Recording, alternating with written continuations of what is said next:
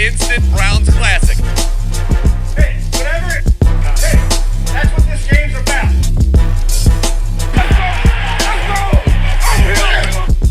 The Cleveland Browns are America's team. And it's all over. The Browns are winners today. Good legal tampering period eve to you all out there, and welcome into a jam-packed full house episode of the Barking Brown Show. I'm Jacob, Casey Kinnaman, Bill Sparks, and Nick Carnes down below. We are so very thankful that you decided to spend a little bit of your Sunday with us as the minutes. Nick is getting old, so he's got to put on some old man glasses so that we can hope your weekend's at its end. You're spending some time with us. That's great. Just know that whatever plans you have after this, I have to go do leg day. So that makes you feel better. That's the thing I'm doing. Hit that subscribe button, give us a thumbs up, hit that bell, because we will probably be jumping in and out and on the lives and all kinds of shit throughout the next few days as this stuff goes down. Gentlemen, how we doing? I mean, I think you have yourself to blame for leg day being after this, and you could have probably got to it sooner if you weren't late to the show. So I think that if you're now, for the record, Jacob Roach called me about 3 p.m. and told me after he was done with his Walmart run, he was going to go to the gym before the show. What happened? I was doing stuff. Oh, okay. Was doing stuff. Okay. Just like the Rams were doing stuff too, and they just paid Trent McDuffie $100 million guaranteed. So, well, wow. I mean, Trent McDuffie's he's good. He's good. Rams never saw a pick they didn't like trading. You know, we had to make those jokes about the trading picks from 5 draft cycles and everything, and it's like the Rams are just Les Snead would get down with that. right. Can I just say that I miss you guys, and I have really appreciated the fact that you all have been carrying the team. Lots of personal life stuff going on lately for me, but it's still been really cool to see the views, the shows, the growth and all of it.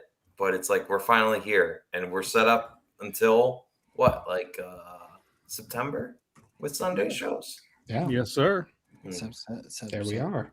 Yes, sir. I love this one, the one that's going on right now, that Myles Garrett has not talked to the team since. Oh, fuck off, Ben Albright. Jesus.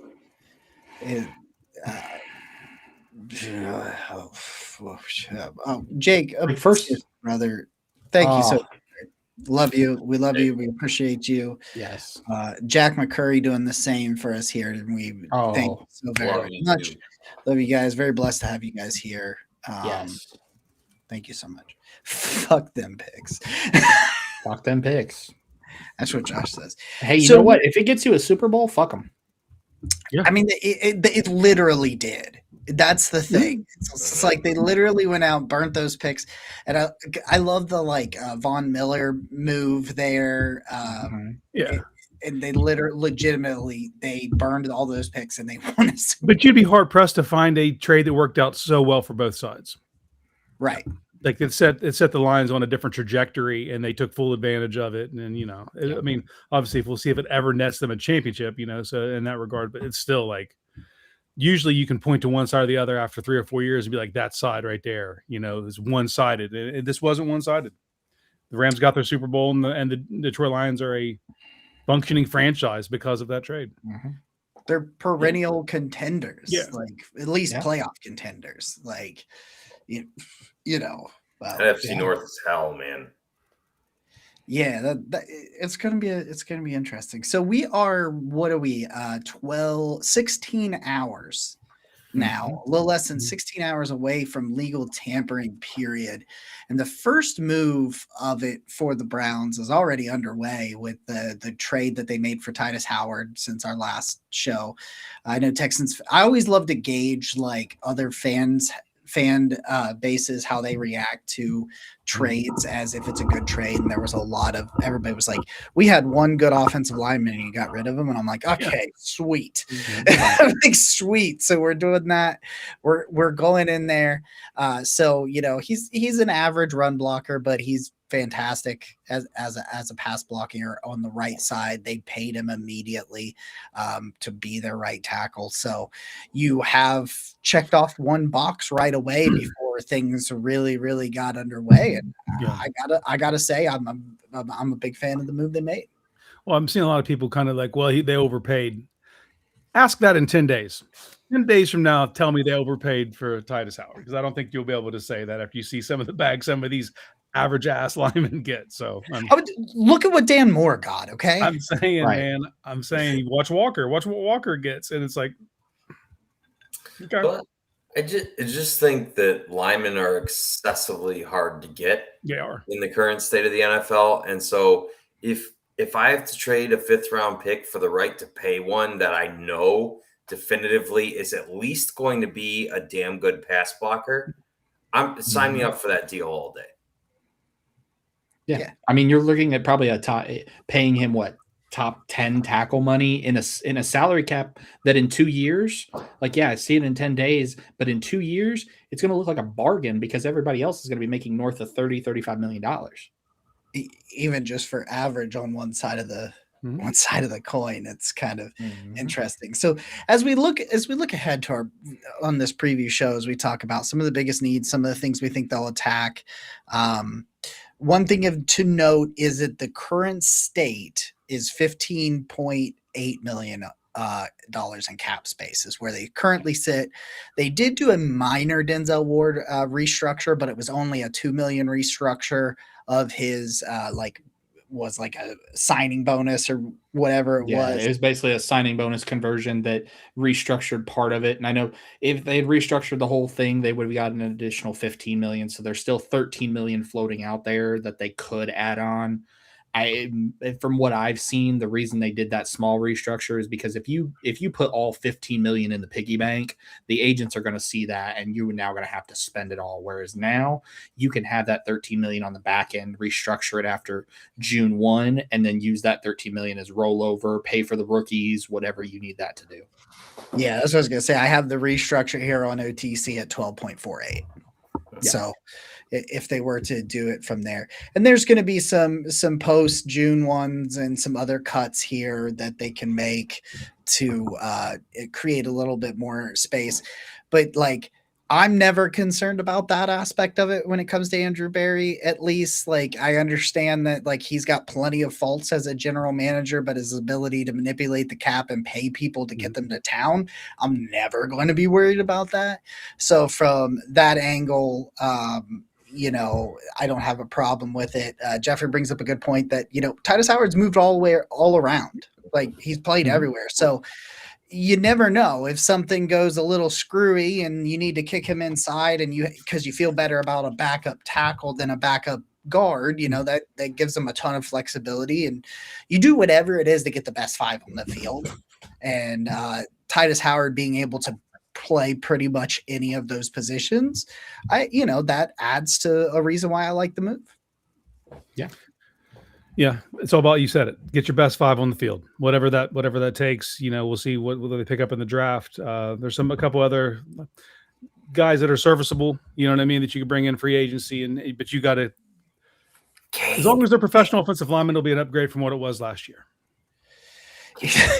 Mays. I'm not like crazy about Mays. I know Bill is, and I know I know that people like Mays. Here's the thing. Okay, so we'll do the show behind the show. I have heard, and I'm not making a prediction, but they are willing to back up the Brinks truck for Tyler Linderbaum. I have been told that over and over again. And I can corroborate it too. You're talking 26 million per year. Okay. Yes. His Howard's contract is currently calculated on the current cap. Yet it is. I'm looking at it right now. The cap number is 17.9, so it is on that. That number I gave you, the 15.8, is with Titus Howard's new contract. Yeah. So my thing is with Linderbaum, and I'll let you guys go through it. Here's the thing. If I understand not wanting to reset the market on a center because he's asking for a big contract and all that thing. But this offensive line was so freaking bad. And I'm looking at a team that has currently, as it stands, its most talent in terms of a room top to bottom is the running back room. Because there's some talent in wide receiver. You have a great tight end. So, yeah, the cap number could change because it doesn't. Howard's contract on OTC doesn't include the extension yet, so the cap number could actually go down. Anyway, you got Harold Fannin, you've got Jerry Jeudy, but top to bottom, you've got Quinshawn and you've got Dylan Sampson, and Raheem Sanders has shown you some stuff like that. I'm just saying, man, I know that people don't want to pay that much because he's a center, but like when this team was as good as they were at, in Kevin's tenure, it was because they had a great offensive line, and Linderbaum, when healthy, is a top 10 player at his position. And I have no problem paying a guy that good that I think can really, when encapsulated, you add in Titus Howard and any other moves. And I'm suddenly feeling a lot better about a line that was just pathetic. Well, we've seen this movie 7 times. Andrew Berry going into free agency, and what always happens? The first wave comes through, he kind of waits, lets it crest, and then he makes his appearance. The only time that's broken from tradition is when they went and got Jack Conklin. And that shows he's willing to do it for offensive line. He's willing to get on that first wave, which what Linderbaum would be. Well, and Austin Hooper. I can't believe you just fucking did that.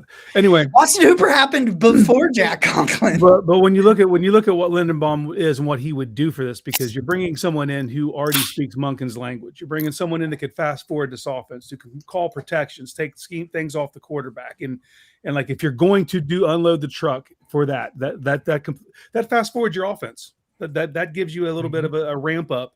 Because he can get everybody else on that offensive line on the same page. Because that's the cohesion of an offensive line is so underrated, because you're always going to have a weak spot. But if you can get everybody in cohesion, you can mask a lot of things. And if your center has a PhD in the offense you're going to be running, at least in the way to call protections, for me, that if you're going to do it, that's the guy you do it for.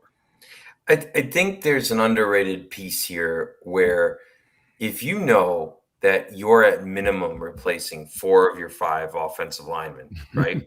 Yep. That's a ton of upheaval on a group that really needs synergy. And Casey, I think you make a good point. If Linderbaum is already really familiar with Monken, it's like, yes, he wasn't a Cleveland Brown last year, but he was also in the system that you're going to keep running or is familiar with it. You need somebody on that offensive line that's going to be like the head coach's go-to. You know what I'm saying? There has to be somebody with some familiarity in that system, and I think that holds a lot of value. I know he comes with a very high price tag, but otherwise you're looking – like if Joel Bitonio doesn't come back, you're looking at 5 new starters on an offensive line. That does not happen very often, right? And that is a super risky scenario to put yourself in. the easier you can make that transition, in my opinion, the better. Right. And the one thing that, in Casey hit on it, but if you're going to ask a guy like Shadur Sanders to become the guy, you have to simplify it for him. And if you're going to simplify, the easiest way is to take away the protection calls and have Linderbaum do all that. And that clears up something off his plate to where he can now go worry about making plays as a quarterback. Yeah, no, that's a great point, because Linderbaum is, you can go watch him in Baltimore. You can tell he's a smart guy. He understands protection and the adjustments that need to be made. I see what you're saying now. You said you get, I guess the cap hit might be lowered is what you meant. Yeah, you're right. Because that's how AB works when it comes to extensions, is he uses those extensions to kind of move it. Did the run block numbers concern you at all, though, with Linderbaum? I assume. No, I'm fine. I assume that's what he's asking. The run block doesn't concern me. I know there's concerns about pass blocking. PFF has him graded as a 63 pass block grade for this past season, but you have to think about the context of that. One of those games is Cleveland. Obviously, you're getting pressure up the middle versus Mason Graham, Malik Collins. Another one is Los Angeles, pressure up the middle. New England, pressure up the middle. Pittsburgh, pressure up the middle. So obviously, if you have that pressure, it's going to affect your pass block numbers. I'm not so concerned with it. My biggest concern is always resetting the market at a position that's not premium. But if you can do it and structure it in a way to where 2-3 years from now, you're not the top guy getting that money, let it rip. And that's the one thing I wholeheartedly trust Andrew Berry in. The one thing. The singular thing is, like, when it comes to the structuring of except for that one contract. For that one contract. He structured it perfectly fine. He shouldn't have given it, but he structured it perfectly fine. Yeah, no, you're right. Because he has managed it relatively well. And if an extension came with that contract, I feel like it would be a pretty good shape. They would have, if they had gotten there. So let's real quick go around the horn. Is there any other center options that you're interested in if they don't go with Linderbaum? If they're not able to get that, because there's going to be competition there. What are your fallback options? I wrote 2 articles, and I wrote an article that had 2 center options in it earlier this week, and both those fuckers already signed. Yeah. That's what happened. Because I really wanted Connor McGovern, because I thought he'd be a little bit cheaper. He had played he had played multiple different spots, and then played the past 2 years for the Buffalo Bills, allowing 0 sacks combined in those 2 years. Who was the other one? The other one was what was the command? What was his last? Biotis. Yeah, he signed with Chicago. Right? Chicago, because Chicago's center retired. Right. Yep. Let me see. So then you're getting Cade Mays, right? Who is still 27, right? On a team in Carolina that, focused on the run over Bryce Young and moved people. I think he's this person that most people would say, like, who is that? But Carolina ran the shit out of the ball, and that's their center. I'm not going to pretend to be an expert on him, but I certainly think that comes with a good pedigree, because they just, Rico Dowdle was one of the stars of the season on the ground. One other name I would like to invoke before we go on is Matt Hennessy. That's a guy that might clean up. He might be someone, if when the smoke clears, he might still be left, and people they should probably be interested in. Yeah, I'll throw out Lloyd Cushenberry from formerly of Tennessee. I know he did just get cut by Tennessee, but you go back to when he was in Denver, 2 different schemes, and he looked night and day different. That Tennessee scheme just wasn't a fit for him. And it's important to keep in mind when Ethan Posick came onto the scene. I like that Iowa center too. He wasn't like some super exciting option that people were like, okay, this is going to work. And it wasn't perfect, but he definitely gave you some quality play from relatively nowhere. Yeah, but they backed into that because he was the backup. Like, and then Nick Harris blew out his knee, and that kind of went from there. But yeah, no, I was gonna say Lloyd Cushenberry was probably gonna be the one I was gonna invoke. When it's funny because when you go to these sites and you look at the best guys available, a lot of the top of the list is players we had last year. Yeah, and it's like, are you like? Did you watch? They don't apparently, because that's what I do when I go to see free agency. I like to go to Spot Track, and Spot Track will tell you like here's your free agencies, and it's like let's sort it by tight end, let's sort it by whatever position it is I'm looking for, and I'll just see Ethan Posick, and I'm like, you didn't watch. They have this for the public service announcement when it comes to those sites. Spot Track. Everyone over the cap is a better place to get information, but their site is terrible to use. Like, it's like Spot Track's so much easier to navigate. And if you're getting information like that, it's the king. For reference, NFL.com has Wyatt Teller as the 50th ranked free agent, followed by Devin Bush at 71, Greg Newsome at 74. And Nick, look comment. Nick, look at the comment. Put Casey at center and tell me I said tomato for every lucky misses. I ain't making a single block. That'd be a nightmare for me. Yeah. Yeah, you just be pow. Block, dude. There's nothing. I got nothing for these young bucks. Yeah, David and Joe 94. Yeah. Yeah.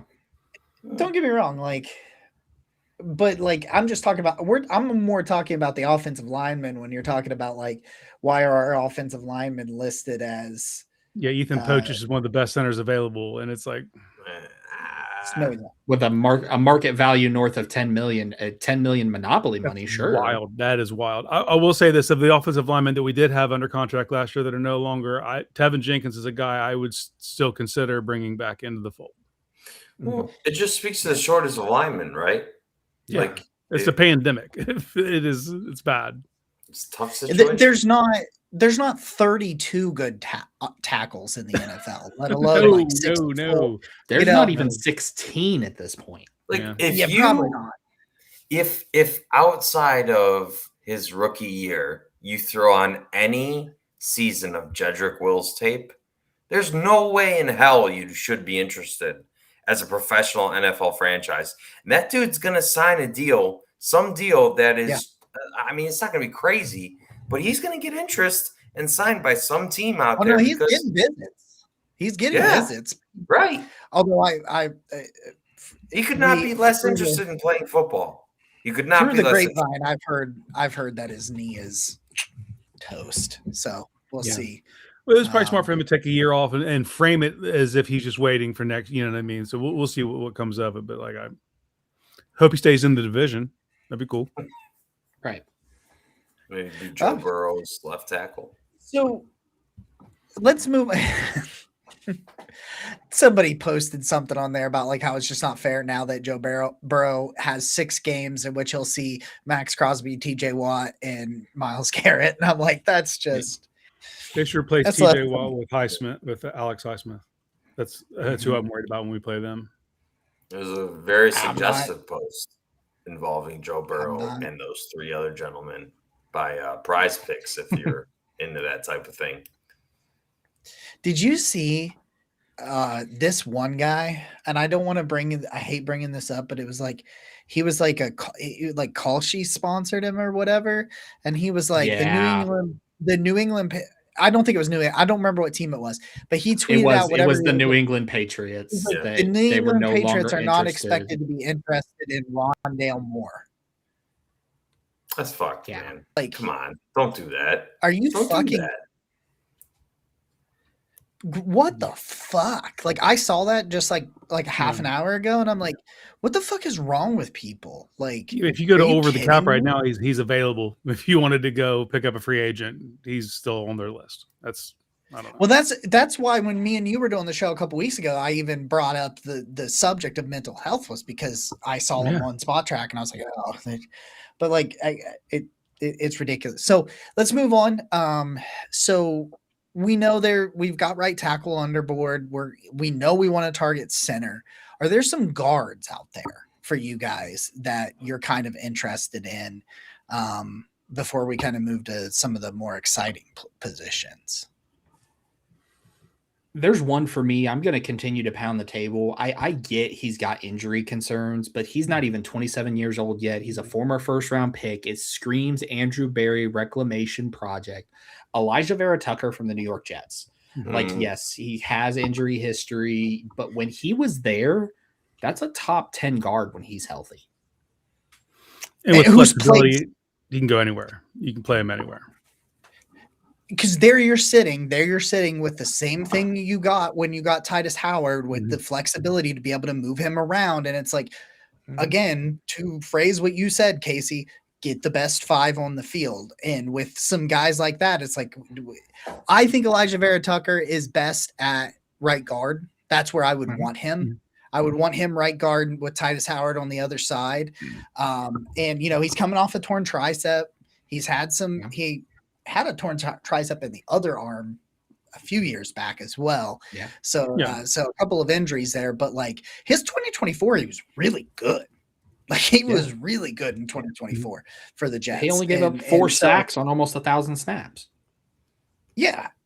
I mean, you look at it and you're like, that's good. Yeah. Yeah. Like MC said, like and subscribe. You can yell at me if you want to, but if we're looking for like a 1-year option, what about old friend Kevin Zeitler? Okay, so I put him in an article. Oh, really? And I did in the article where I put 2 centers that have already fucking signed. Yeah. That same article I wrote, I put Zeitler in there, and I'm like, Zeitler would be great for like if you wanted to train KT Levinston to be a guard. Or if you wanted, and now I see Charlie Chuck mentioning KT Levinson at guard.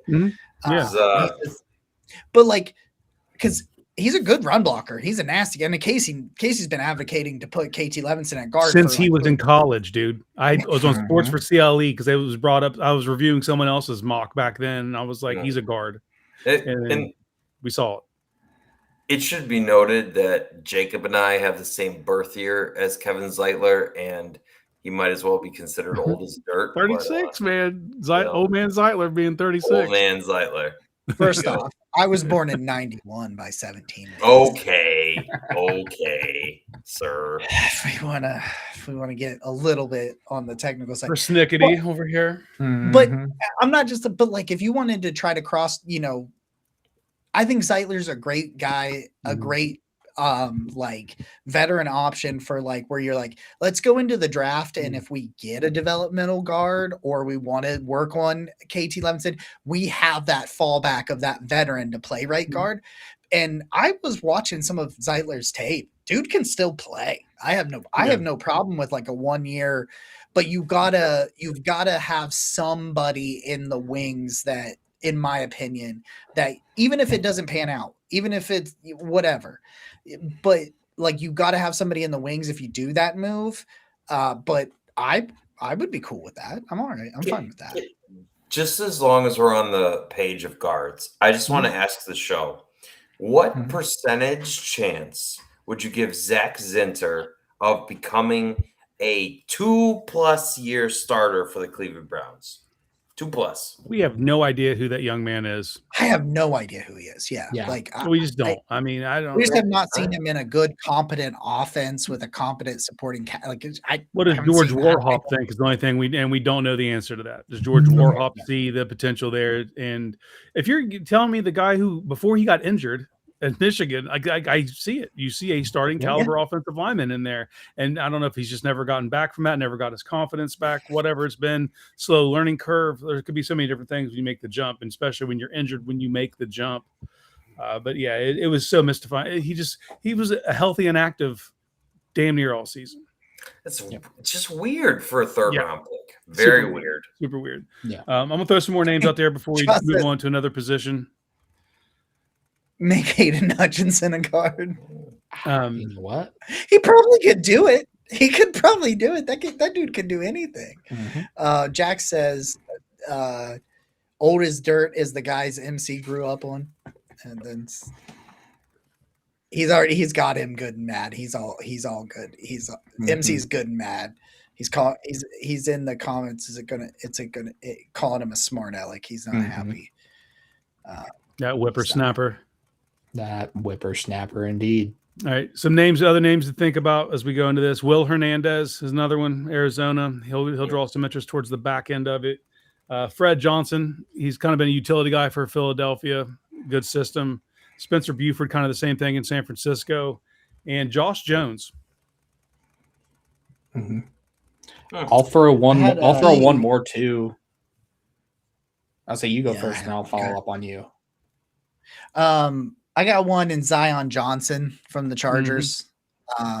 He might be a little bit pricier, just depending, because if you spend big money on Linderbaum, you're going to go more free agent, bargain bin, like 3 or 4 million. He may push closer to 8 or 9.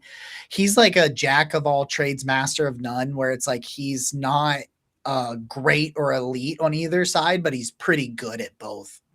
He's pretty good. He's good coming out of Boston College for him. Yeah, but I think he raises the floor of that room significantly at the guard position. That might be, like I said, if you go, if Drew gives me shit about David Bell one more time in the comments. No, I was gonna say I got 2 names.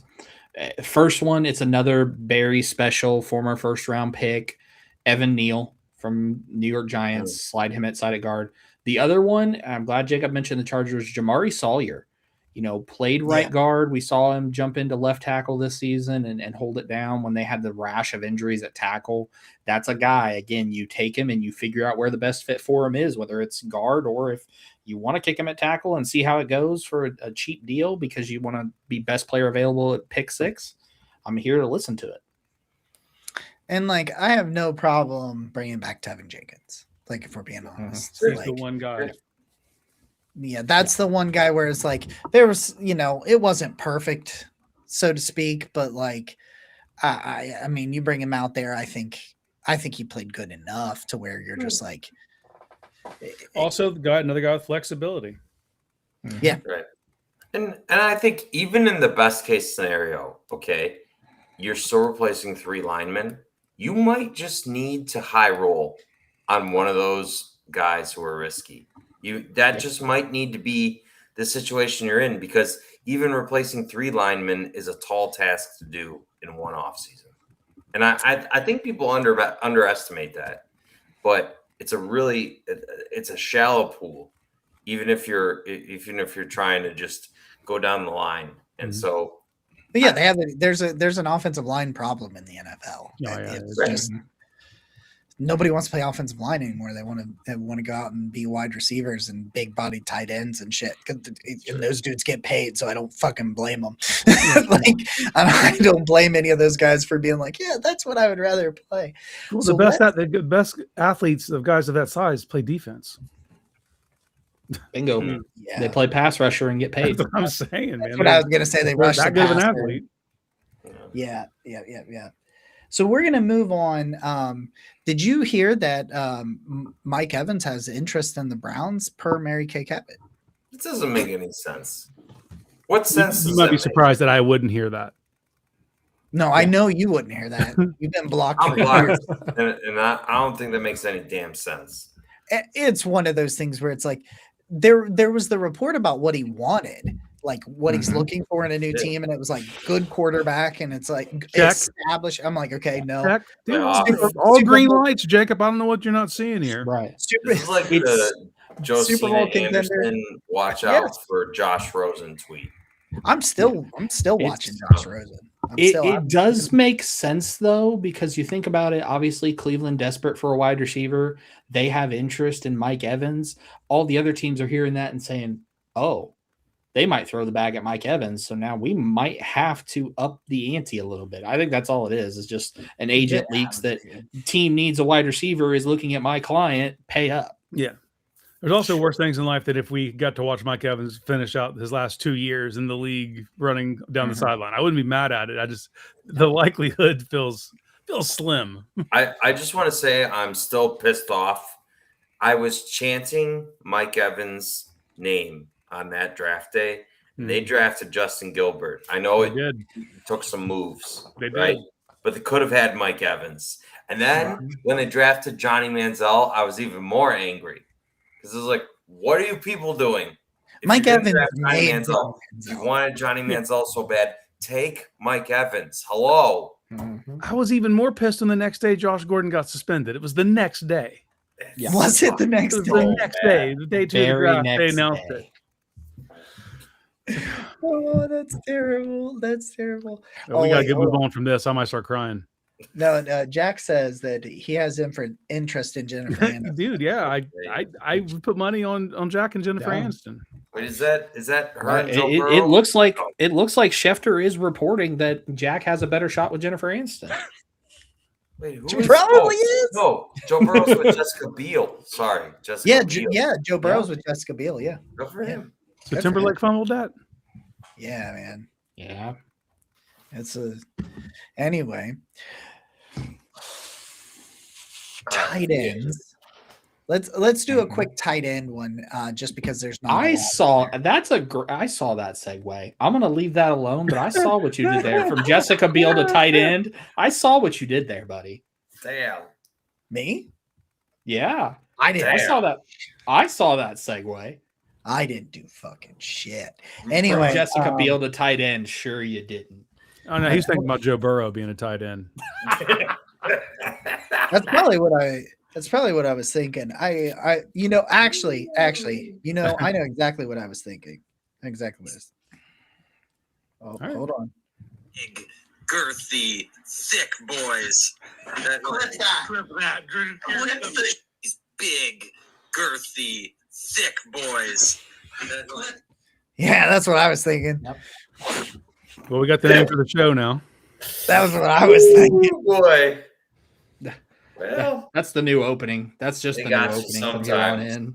that's the way she goes. And he was just like, he was talking about a potato chip. Anybody want to know? There's a tortilla chip. If anybody was curious what he's talking about there.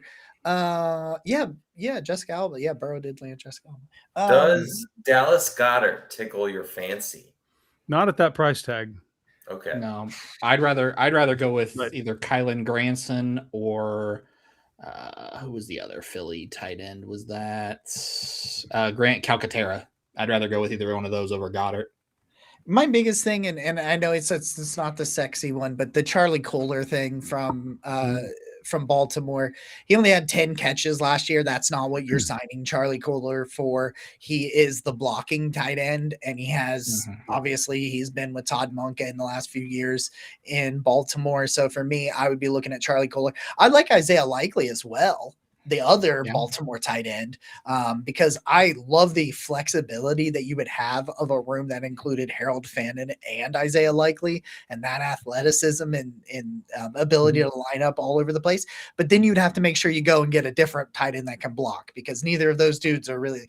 I think Harold Fannin may make a leap this year because he's strong willing guy. Yeah, but he's just willing. not there yet. Maybe Warhop gets him there. Maybe Warhop helps get him there. Yeah. But if you go Isaiah Likely, make sure there's somewhere else, there's something else in the lineup. But like Charlie Kohler's not going to cost you a lot of money because he's got like 14 career catches. I think he's a better athlete than I expected, like for being a blocking tight end. But like he's got familiarity in this scheme and whatnot, and they need a blocking tight end. So like for me, if I was going to throw a name out there, it would be Charlie Kohler from the Ravens. Yeah, he made the list. I also discovered like me and Andrew Berry have a lot in common. So like when I'm looking at this list, I just see all these dudes that I was high on coming out of the draft that are available this year. And they might not even be like the blocking style, but when you know, Daniel Bellinger or Adam Troutman, Greg Dulcich, even Noah Fant, like these guys, there's some names out there. If I had to go one, if I wanted someone dependable that I could match up and put in 12 personnel with him and have someone that could block, I'd use Kate Otten would be a name I'd be into. Yeah. Yep.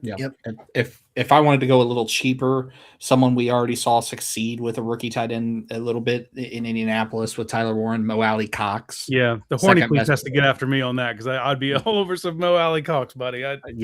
That's where I'm at. Like second, Clip it. you look at clip it. You look at in terms of like tight ends with at least 300 pass block snaps. He's the second best behind Eric Saubert in Seattle. Give me the Cox. Clip it. I just, you know what? I understand. Okay, so when David Njoku leaves, you're effectively paying your tight end room nothing, and that's pretty cool. You know, we like that. But I just would like – I have been a Browns fan for one too many years to see tight end one get injured and then there just be nothing behind him. And that's just like a black hole offensively. That's the thing that interests me about Goddard is he just like he's old. He's like 34, I think. And I understand that.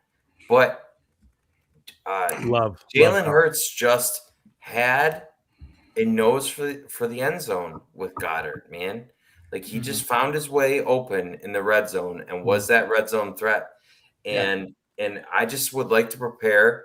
I'm not going to prepare like Fannin is going to be the only guy. I'm not going to prepare like Fannin's going to be the only guy. I can't. Well, they did find Brendan Bates. They tendered him. Oh, so that's the other guy that's on the roster. I don't know what we're depending on there, but he's on the roster. That's what I'm saying, man. I think you just need somebody that's a little professional. Bit more. Go give me a professional tight end to pair. A receiver at the position. Like I get it. You need a big guy that's going to block, right? We need an adult in the room at tight end. Well, there's some cats fighting outside. That is the most southeastern Ohio thing you can say. Yeah. They are freaking mean. They're pissed off. Good Lord. Wide receiver, we moved to the wide receiver thing, and we're mostly focusing on offense in this episode because you guys know why. It's a wasteland over there. Yeah. Right. Defensively, it's like, if Devin Bush leaves, we could use another linebacker with Carson Schlesinger. Well, they got Ronnie Hickman back, so maybe some depth. We're talking about depth. So we go Quincy Williams. Yeah. For me, I still think Adam Troutman just re-upped with Denver. There you go. Makes sense. Yeah. I kind of considered his name, like toss it around in my head a little bit, but Dayton product. Oh, flyer. I still think they end up making a trade at wide receiver. Yeah. But if I'm looking just strictly at the free agency, and I know he's probably going to cost something, but man, I would love to bring Rashid Shaheed to Cleveland. Like, improves your special teams immediately. But he's not a guy that is just a returner, right? And then I know they have some interest in a guy like Wan'Dale Robinson. I would love the Wan'Dale Robinson. He brings a facet to the a skill set that they don't really have. Yeah, he's going to cost you some money, but like, so that's why you're kind of, well, I mean, look, you need talent on that side on that. If I'm going to pay someone, I'm looking at it, someone that's sensible, that's not going to be in that first wave, maybe even not even the second, but the third's Romeo Dubs. I could be into Romeo. I think that would help solidify your room. But there is a receiver out there that it's like, it almost feels like he should have been a Brown at this point. And he hasn't been yet. Completely professional. Brandon Cooks. Yeah. How is it? That's just like Ryan Fitzpatrick. I can never figure out how Ryan Fitzpatrick never got here. But yeah, Brandon Cooks is a guy that it makes more sense for him to go to Buffalo for him. But if the market dries up and you need a professional and someone you can count on to be your two, he can be a two right now. He's been quarterback proof his entire career. I'm saying, I don't know how many different teams he had 1,000 yards for. Like, we're up there, right? Right. Oh yeah. So, I'm gonna, you know what? I know this guy's not popular in every circle, including maybe the Cleveland Browns circle. But I want me some Jawan Jennings. Man, Jawan Jennings is a hoe. I want that known. He is a hoe, according to Shelby Harris. You know, I understand that. There's a little you made my list. there. But there's a few things here. First thing is that Brandon Ayuk was expected back last year. And he wasn't. Juwan was a reliable option for them in an offense that he was not supposed to be propped up like he was, especially with Ricky Pearsall being out for like half the year as well. Juwan was a productive option there, and he's an asshole. And I'll tell you what, I am tired No. of the like Cedric Tillman's half here and half injured. Jerry Jeudy, I don't know what's going on with that. I want a little personality in the wide receiver room. Juwan Jennings is going to get in your face and he's going to piss you off.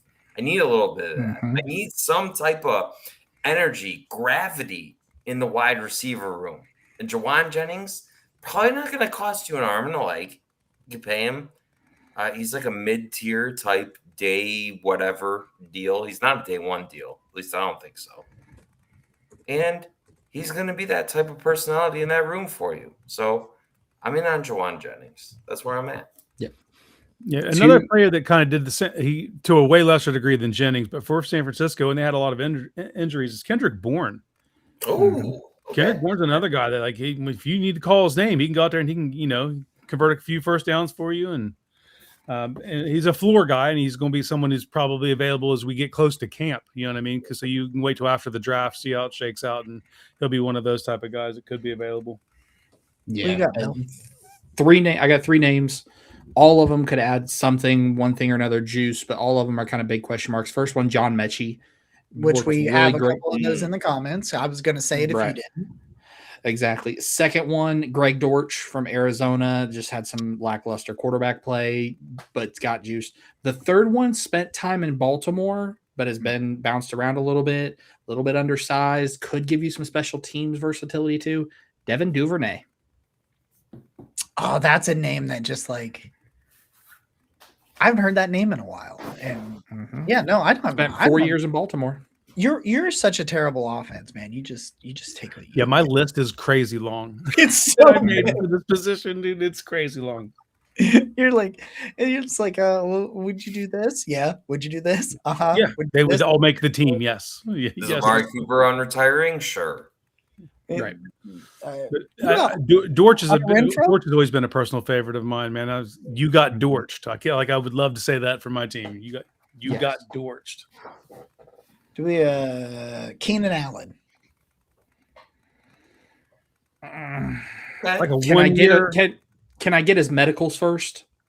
Well, yeah. I mean, if it's a 1 year, like you could do it, but like I don't know. I don't know why he would ever leave. I don't know why they would let him leave, to be honest with you, because he can only work there, and Herbert likes him. I would keep him around just for the vibes for that room.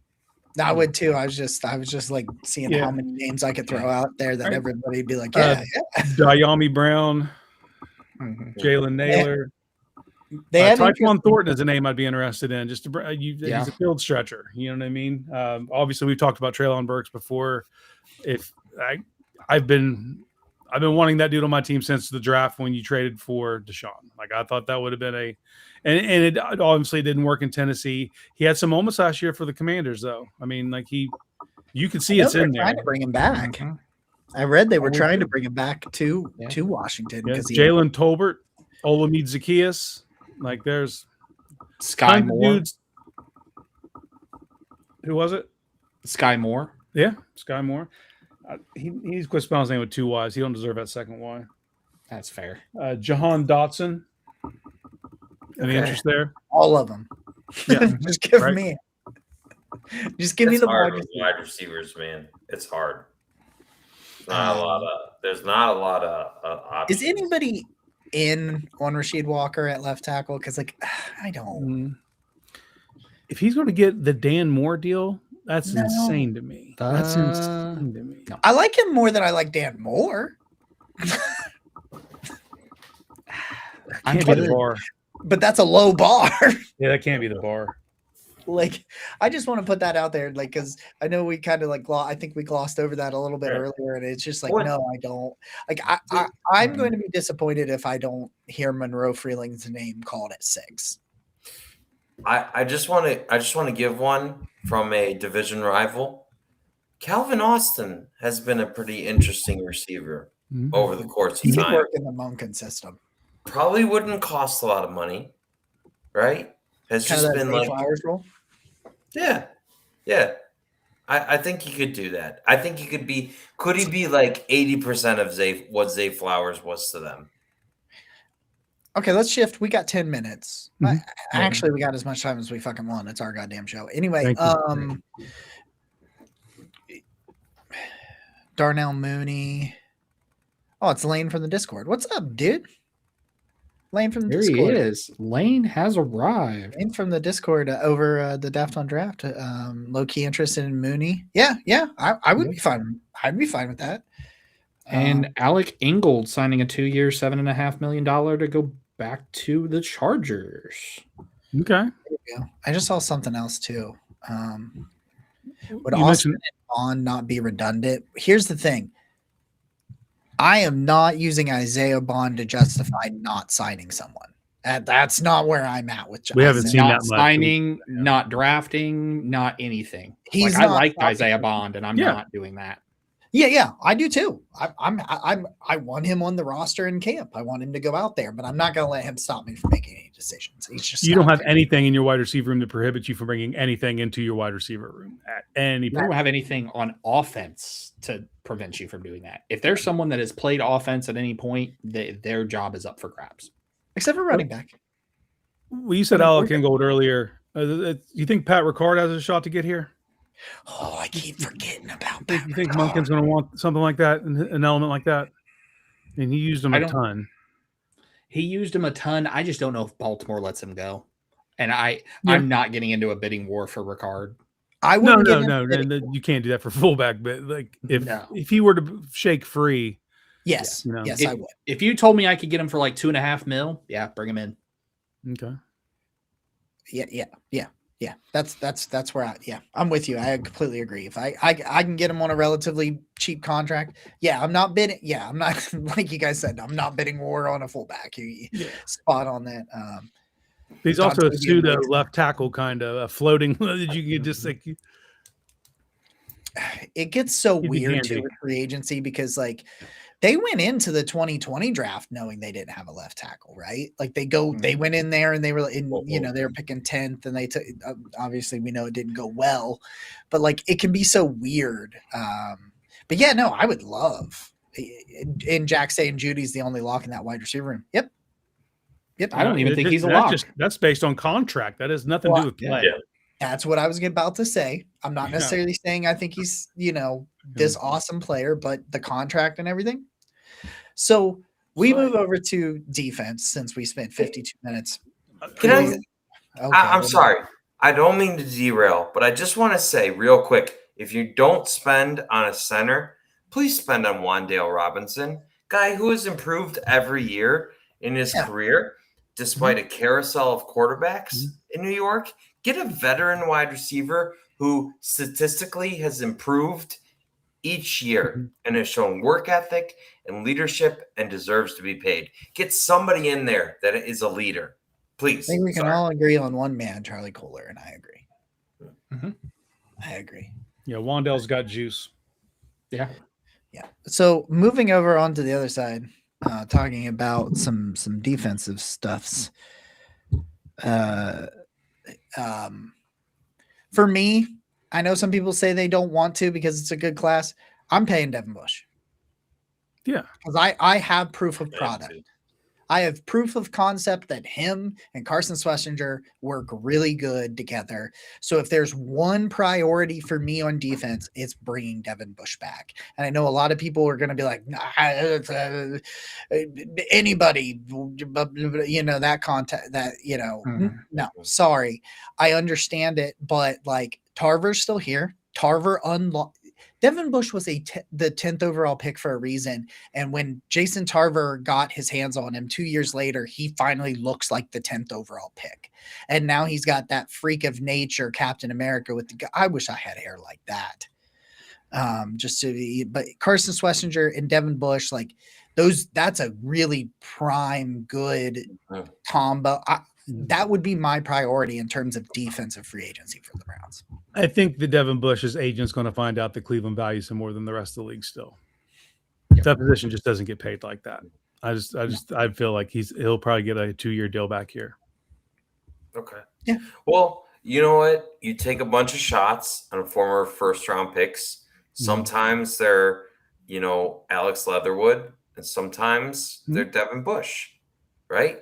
And so the ideal situation is they become Devin Bush, and you pay them. That's why you take the shot. And I think it makes a lot of sense, especially I don't know. I don't know if the JOK stuff is true, but especially if it is, you know what? Get a guy who's proven in this system and is going to keep your defense solid. But if something were to happen somewhere at the last minute, we're to snake in and give him a Godfather offer that he couldn't refuse. I have yet to see a linebacker not look good under Jason Tarver. Correct. Do you guys have any fallback options that you'd be cool with? Let me look at What's Sione Taki doing? What is Sione Taki doing? I'm just curious. I'm not saying he's an answer, but I'm actually kind of curious now what he's up to. Tremaine Edmonds is interesting. I wouldn't pay what you're going to get to get Tremaine Edmonds, just because I would probably want to go. Quincy Williams is interesting. Quincy Williams getting back with Rudy. Yeah, that's one that I'd be into. Devin Lloyd is another one I would look at. Yep. Willie Gay Jr. So with the Devin Lloyd talk, are you okay? Are you okay? You're okay spending there? No, I don't want like this is if Devin Bush falls. Obviously, Devin Bush is your target in my mind. Okay. You step in, you keep playing. I'm not targeting any of those guys over Devin Bush, but in the likelihood that doesn't work out, or there's some guys in the draft. This is a decent linebacker draft. No one's really that's the position no one's really talking about. Those mid rounds are going to be kind of fruitful for that position. That's where I'm at. If we don't get Devin Bush, I'm looking at like a stopgap $2 million deal to like Isaiah Simmons, and then taking a linebacker somewhere on day 2. Simmons made my list, brother. Believe that. I'm Andrew Isaiah Berry. Simmons, man, that's exciting. That would be an first exciting name on my list. Mm-hmm. Yeah, I think that's fair. He hasn't shown anything. I believe. I still believe. And and then in all else if you get that stopgap, it's a nice class. So you go that. Quit standing there crying at me. Don't talk to your wife like that. That's not my wife. That was the cool. Don't call your wife. What the only drawback to Isaiah Simmons is, Case? You went to the wrong system to start off with. His agent. Yeah. I have no idea who represents Isaiah Simmons. David Mulligetta. Yeah. As soon as you said that, I assumed I knew who it was. Yeah. Do you guys think as we get to the end here, because obviously like the hotness would be Malik Willis, right? Yeah. Do you think Browns stand any reasonable chance of getting Malik Willis? Define reasonable. 50%. No. It'd be organizational malpractice to not pursue, but you can't go where it goes. Like you can't just keep following that. But they have to have. I mean, you do not have. Monken said it. We don't. There's nothing on tape that proves we have a starting quarterback. He likes the guys, but and if you could get Malik Willis, you get Malik Willis. But can they? I think they get priced out. Okay. Yeah, that's where I'm at. Is they get priced out because the Jets $73 million in cap space, Cardinals $50 million in cap space. They just can't get in a bidding war for that. So so let's advance there, and let's say the Browns do not get Malik Willis. And I talked to Jacob about this already. I got roasted to shit for even proposing it. Are you paying the bargain basement price to get Kyler Murray on your football team? If that's an option? Like, are we saying it's an option? Yeah, that's an option. Yeah. Are you doing it? Because I just want to preface this with everyone roasted the shit out of me. It was like the roast of Nick Carnes for even proposing Kyler Murray at a bargain basement price. Yeah. The Cleveland Browns are not in position in their quarterback room to say, no, we don't need any Kyler Murray. We can't use your services. You can 100% use that if just because of his mobility. Now, physically, obviously, he's small, he's diminutive, but he has outlying traits, and it's stuff that Monken could work with. Yep. But does Kyler have interest to coming here? If you look at all the other places that he could go, there's like a star wide receiver that he could go to.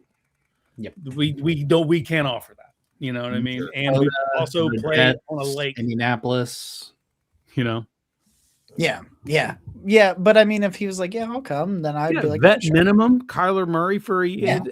man. Like, I don't have anything we have nothing on this offense that prohibits me from being into a bunch of people. But there's even if you want to go vet route, just to get a competent human in here, like a Marcus Mariota. Yeah, look, man, Gardner Minshew's available. I'm not saying he's an answer to fucking any question, but he's a guy that comes in your quarterback room with experience, and you know what I mean. Like that's massively valuable when you have a room as young as us. And so I think they need to have some veteran voice in the room that's not Deshaun Watson. Well, do they see it the same way I do? Probably not. I don't know, but that's just the way I look at it. There's a few names I'd be into. Jimmy G, that's weird, right? He's available. It's weird. Teddy Bridgewater. Teddy Ball Game. Teddy Two Gloves. Teddy Two Gloves. I still remember blow for Bridgewater. That was the thing at that point. Mm-hmm. A second Tyrod Taylor stint wouldn't be terrible.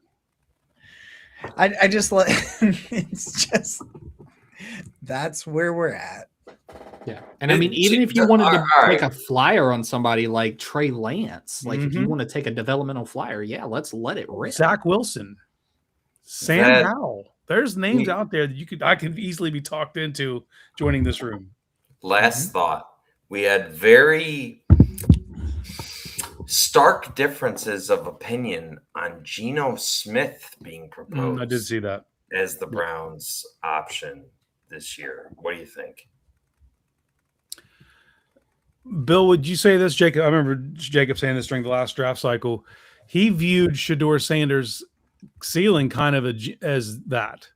That was my comp for Shedeur was Geno Smith. That's exact. It would be, if you're gonna take a swing on a Kyler-esque type of guy, it would be Geno. If you can get Geno to come here and hope that Pete Carroll's coaching malpractice was just a 1-year thing. Yeah, old Chippy boy. How did we not see that was how that was gonna go? Let's trade a third for him. Third? I don't remember. Traded a third and then paid him $100 million. Oh yeah, they gave him a deal too. Yeah, I remember them giving him the deal. I was going to ask better trade third for Amari or third for Geno, but if you're paying Geno, then well. Oh yeah.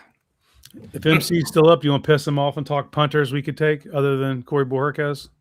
That was a lively discussion earlier. We don't need. With that being said, this has been a fully united eve of free agency Barking Brown show. Nick, he's Bill. There it goes. He's Casey. He's Jacob. No, I fucked it up. No, all right, got go Browns. Up top.